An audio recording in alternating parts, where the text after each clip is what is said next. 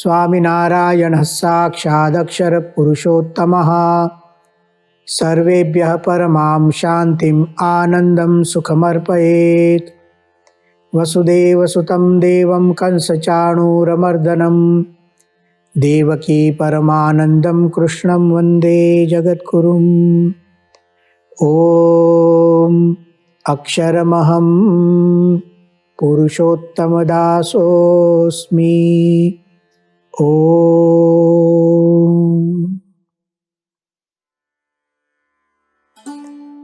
श्रीमद् भगवद गीता किसी एक संप्रदाय की नहीं है। श्रीमद् भगवद गीता सबके लिए है, सर्व जीव हितावह है।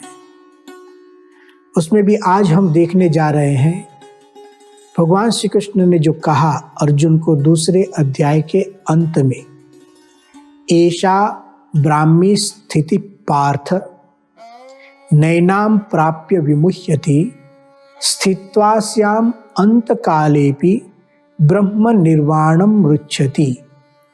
यह जो एक श्लोक है, ऐसे एक ही श्लोक लगता है, उसमें भी एषा ब्राह्मी स्थिति पार्थ, ये केवल 4 शब्द है, उसमें भी 3 शब्द ले, एषा ब्राह्मी स्थिति।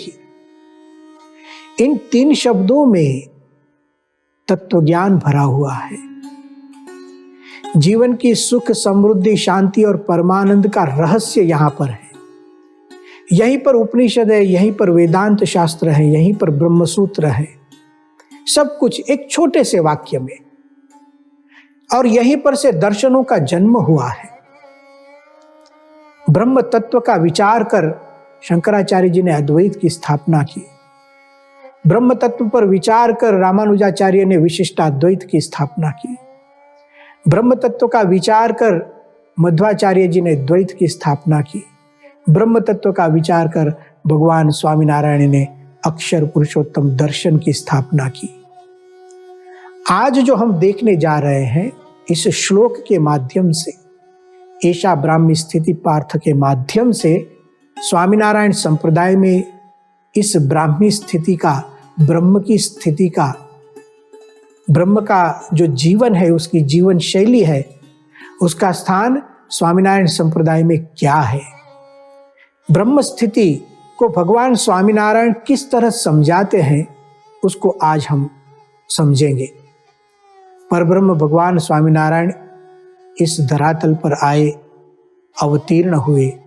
उन्होंने स्वयं ही अपने अवतार का हेतु सुनाया है। भगवान स्वामीनारायण ने कहा है, मेरा जो अवतार है सो तो जीवों को ब्रह्मरूप करके आत्यंतिक मुक्ति देने के वास्ते, अक्षरातीत पुरुषोत्तम जो हम सो मनुष्य जैसा बना हूं। कृपा करके भगवान यहाँ आए, लेकिन उनका जो संकल्प है, उनके अवतरण का हेतु स्पष्ट किया कि जीवों को ब्रह्मरूप करना है और परब्रह्म पुरुषोत्तम की भक्ति करे और आत्यंतिक मुक्ति पाए। यह उनके जीवन का लक्ष्य है। अर्थात जो गीता दिखाती है यहाँ हमें, एषा ब्राह्मी स्थिति ही, उसी को स्वामीनारायण भगवान ब्रह्मरूप शब्द से कहते हैं। भगवद गीता में ब्रह्मभूतः ऐसा शब्द है। तो गीता ने जिस स्थिति की बात की है, उसी स्थिति को प्राप्त कराने हेतु परब्रह्म भगवान स्वामीनारायण इस धरातल पर कृपा करके अवतीर्ण हुए।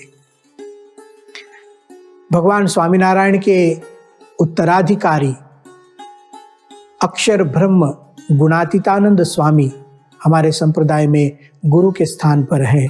भगवान स्वामीनारायण के बाद वे गुरु पद पर विराजित थे। उन्होंने भी अपने उपदेशों में कहा है, जीवन का ध्येय क्या है, इसको उन्होंने समझाया है।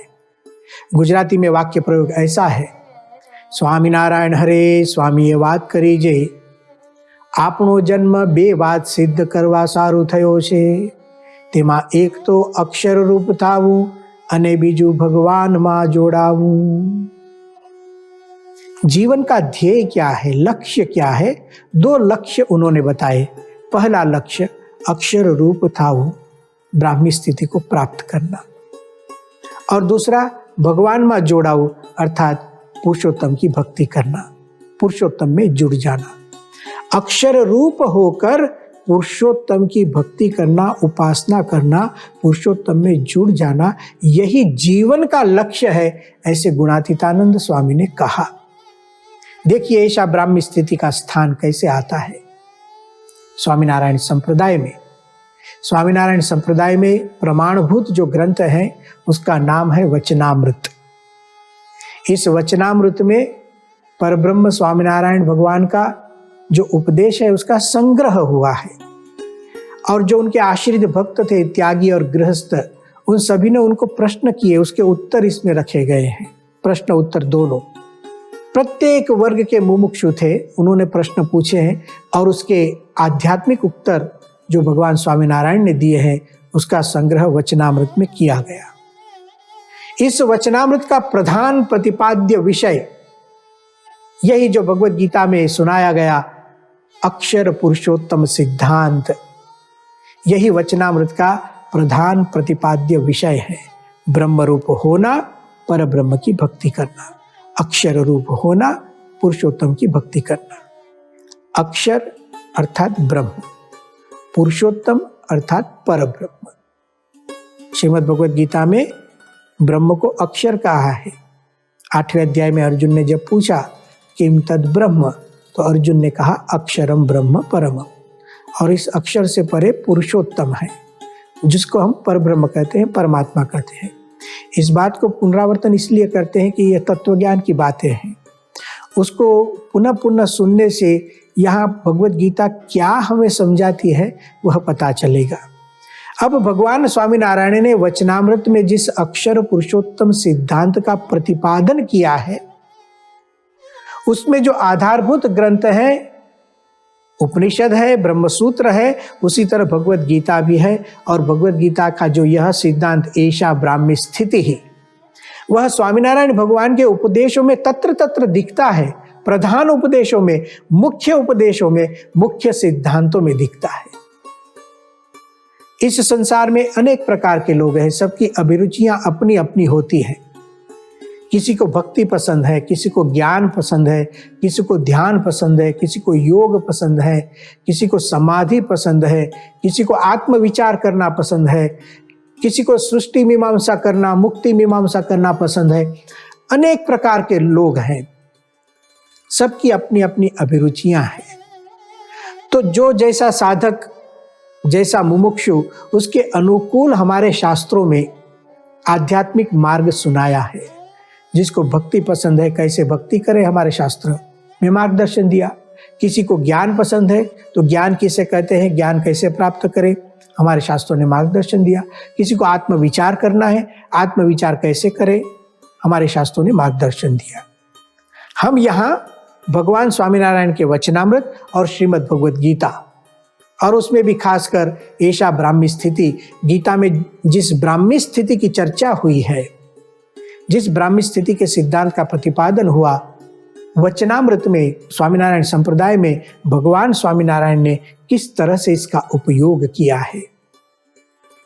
स्वामीनारायण भगवान ने जब वचनामृत में भक्ति का प्रतिपादन किया, भगवान के भक्त भक्ति करते हैं, अनेक प्रकार से भक्ति होती है। श्रवणम, कीर्तनम, विष्णु स्मरणम, पाद सेवनम, अर्चनम, वंदनम, दास्यम, सख्यम, आत्मनिवेदनम, अनेक प्रकार की भक्ति है, हमारे शास्त्रों में वर्णित है। लेकिन यदि कोई श्रीमद् भगवत गीता में जिस ब्राह्मी स्थिति की बात हुई है, ब्रह्म रूपता की बात हुई है, उसको प्राप्त नहीं करेगा और भक्ति करेगा तो भक्ति में विघ्न आ सकता है। हम देहाभिमान से युक्त होकर भक्ति करेंगे तो कदाचित भक्ति से भी हम भ्रष्ट हो जाएंगे। भक्ति करते करते भोग विलास हो जाएगा। भक्ति करते करते कदाचित यदि हम ध्यान नहीं रखेंगे तो भक्ति तो एक बहाना रहेगा और भक्ति का नाम लेकर हम वासना की पुष्टि कर देंगे। ऐसा न हो, इसलिए भगवत गीता ने ब्राह्मी स्थिति को एक साधना के तौर पर रखा है। ब्राह्मी स्थिति को प्राप्त करो और भगवान की भक्ति करो। भगवान श्री कृष्ण ने कहा 18वें अध्याय के 54वें श्लोक में, ब्रह्मभूतः प्रसन्नात्मा न शोचति न कांक्षति समस्त सर्वेषु भूतेषु मद भक्तिम लभते पराम। जो ब्रह्म रूप होता है वह मद भक्तिम लभते, भगवान की परब्रह्म की भक्ति को प्राप्त करता है। जो ब्रह्म रूप होता है, एक योग्यता है। भगवान की भक्ति करनी है तो ब्रह्म रूप बनिए, नहीं तो विघ्न आएगा, सुख दुख से पीड़ित हो जाएंगे, हम भक्ति को छोड़ देंगे या तो भक्ति से मंद हो जाएंगे। भगवान स्वामीनारायण ने इसी श्लोक का आधार लिया और भक्ति का रहस्य सुनाया। ब्रह्मभूतः प्रसन्नात्मा मद भक्तिम लभते। इस गीता वाक्य को सुनाकर भगवान स्वामीनारायण ने कहा, जो ब्रह्म रूप होता है उसी को परब्रह्म की भक्ति करने का अधिकार है। अधिकार से मतलब यथार्थ भक्ति तब ही हो सकती है जब हम ब्राह्मी स्थिति को प्राप्त करते हैं, और ब्राह्मी स्थिति प्राप्त नहीं तो मोह हो जाता है। इसलिए भगवान श्री कृष्ण ने कहा, एषा ब्राह्मी स्थिति पार्थ नैनाम प्राप्य विमुह्यति। तो भक्ति के सिद्धांत में स्वामीनारायण भगवान ने ब्रह्मभूत प्रसन्नात्मा इस गीता के श्लोक को याद कर ब्राह्मी स्थिति को स्थान दिया। अब जब ज्ञान की बात आती है, श्रीमद् भगवद गीता में जब ज्ञान की बात आई 7वें अध्याय में, 4 प्रकार के भक्त, आर्त, अर्थार्थी, जिज्ञासु और ज्ञानी। उसमें 4 प्रकार के भगवान के भक्त, ज्ञानी की श्रेष्ठता भगवान श्री कृष्ण ने बताई। ज्ञानी त्वात्मेव मे मतम, जो ज्ञानी है वो तो मेरी आत्मा है, मुझे बहुत पसंद है, मुझे प्रिय है, क्योंकि वह ज्ञानी है, ब्रह्म ज्ञानी है, इसलिए भगवान श्री कृष्ण ने कहा मुझे पसंद है।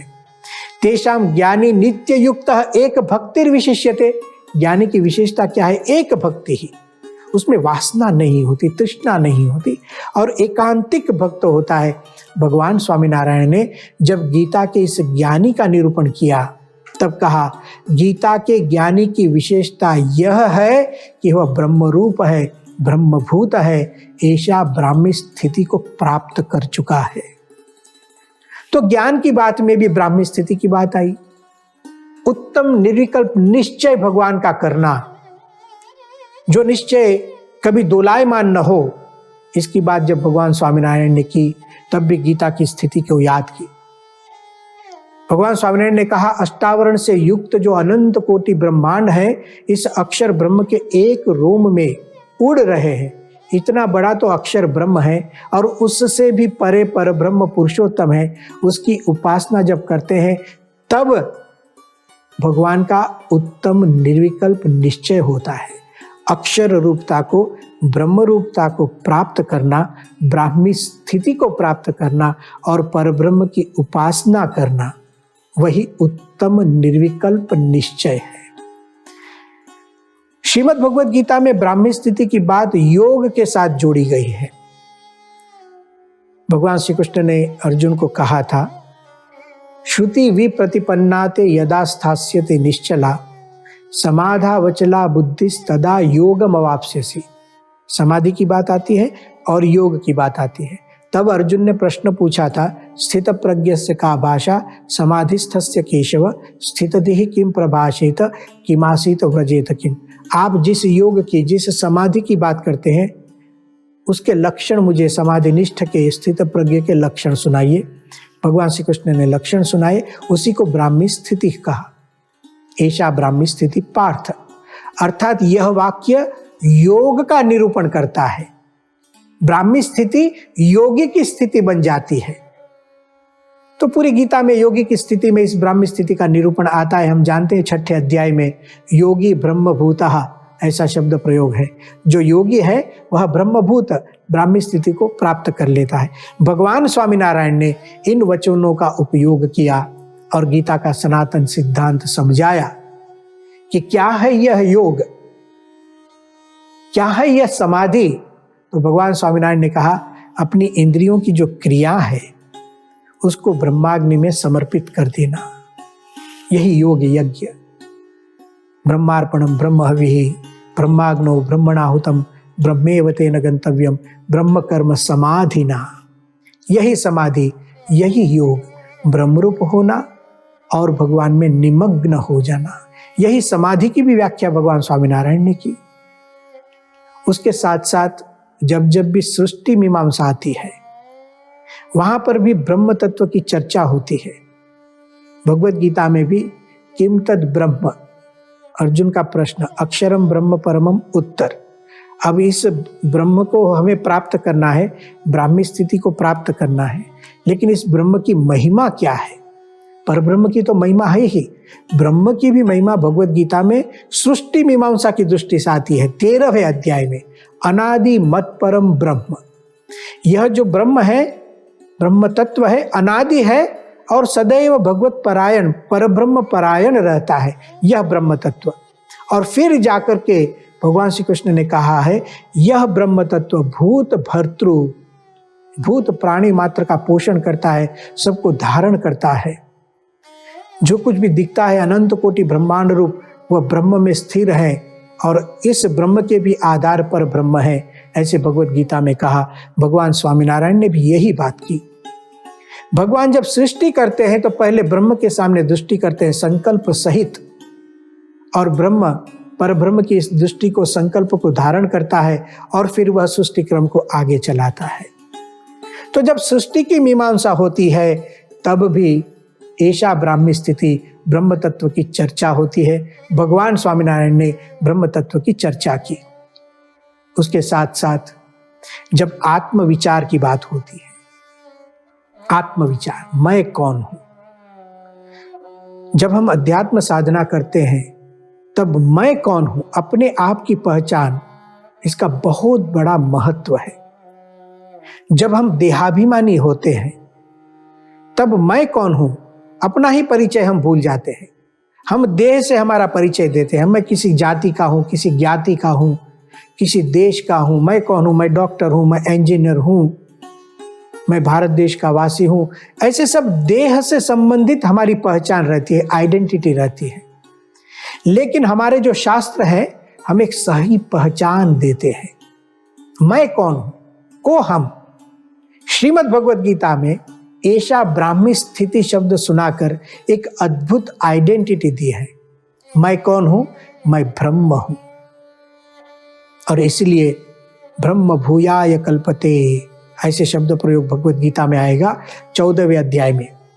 जब कोई व्यक्ति 3 गुण से पर होता है, सत्व, रज और तमोगुण, उसके बाद अपने आप को कैसे महसूस करता है?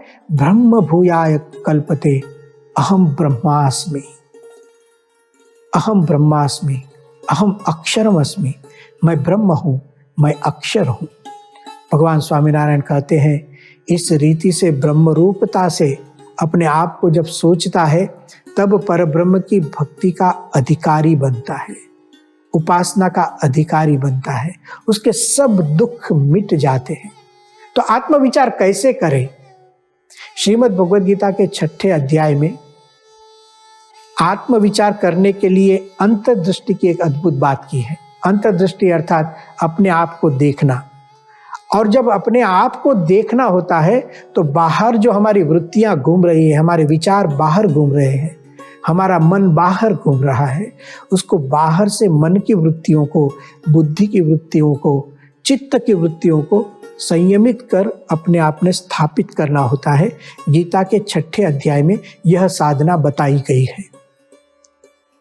इंद्रियों को शांत करो, एक जगह पर बैठो, आत्मविचार करो। जगह का भी निर्देश भगवत गीता में है, पवित्र जगह होना चाहिए, आसन भी पवित्र होना चाहिए। पवित्र आसन पर बैठकर इंद्रियों का संयम करो, इंद्रियों का संयम कर आत्मविचार करो। मैं कौन हूं? मैं ब्रह्म हूं, मैं अक्षर हूं, मैं देह नहीं, मैं इंद्रियां भी नहीं, मैं मन और बुद्धि भी नहीं, लेकिन देह, इंद्रिय, मन, बुद्धि इत्यादि का नियामक आत्मा हूं और मेरी आत्मा ब्रह्म है। ऐसे ब्रह्मरूपता से अपने आप का चिंतन करना, ऐसे भगवत गीता के 6ठे अध्याय में कहा गया। उसके लिए योग साधना का निरूपण भी किया। इसी बात को भगवान स्वामीनारायण ने आत्मनिष्ठा की उत्तम दशा के रूप में प्रस्थापित किया। कुछ लोगों को आत्मविचार करना पसंद है, मार्गदर्शन दिया। भगवान स्वामीनारायण ने तत्कालीन परिस्थिति के आधार पर वर्णन किया कि काशी तक वृत्ति हो, तो गुजरात तक लाइए। गुजरात का गांव है वृत्तालय, जहाँ भगवान स्वामीनारायण रहते थे, वहां तक वृत्ति लाइए। और जब यह बात कर रहे थे, वह गढ़पुर नाम का एक गांव है, वहां बैठकर बात कर रहे थे, श्रोता वहां बैठकर सुन रहे थे। तो भगवान स्वामीनारायण ने कहा, काशी तक वृत्ति है, उसको वृत्तालय तक लाइए। वृत्तालय गांव तक वृत्ति है, उसको दुर्गापुर में, गढ़पुर में लाइए, और वहां से अपने देह में लाइए। देह में से अपनी आत्मा में वृत्ति को स्थिर कीजिए और आत्मा का ब्रह्म रूपता से दर्शन कीजिए। और ब्रह्मरूप ऐसे अपनी आत्मा में परब्रह्म का साक्षात्कार कीजिए। और जब यह साक्षात्कार होता है, ब्रह्मरूप ऐसी अपनी आत्मा में परब्रह्म का साक्षात्कार होता है, उसी को आत्मनिष्ठा की उत्तम दशा कहते हैं। कितना अद्भुत निरूपण देखो यह। जीवन में हम कोई भी साधना करें, लेकिन ऐसा ब्राह्मी स्थिति ही अत्यंत आवश्यक है। चाहे हम भक्ति करें, तो भक्ति तो सब लोग करते हैं, लेकिन भगवत गीता हमें संयमित रहने को कहती है, आत्म विचार करने को कहती है, आत्मा में ब्रह्मरूपता का दर्शन करने को कहती है, और फिर भक्ति करो। देखो, भक्ति का आनंद बदल जाएगा। ऐसा ब्राह्मी स्थिति भक्ति में एक चमत्कार करता है, अद्भुत संस्कार है।